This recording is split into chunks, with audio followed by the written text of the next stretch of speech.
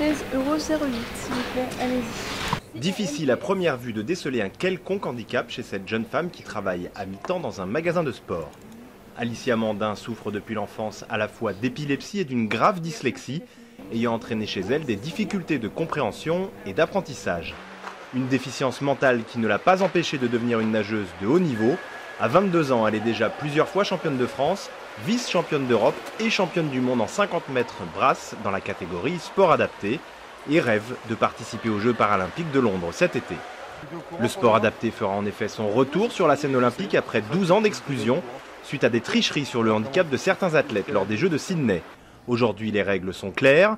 Le sportif déficient intellectuel doit avoir un QI inférieur ou égal à 75, associé à une pathologie reconnue et décelée avant l'âge de 18 ans.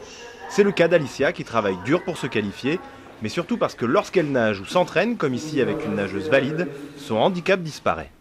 On n'est pas jugé par on est nous-mêmes, quoi. On ne fait pas la différence entre les gens qui ont pas d'handicap et puis nous. Car si Alicia mène au quotidien une vie normale avec son compagnon, elle a du mal à se projeter dans l'avenir et panique facilement si son environnement change trop rapidement. Or, dans le sport, tout peut basculer très vite. Alors son entraîneur, qui la suit depuis 9 ans, l'encourage à se construire également en dehors du sport.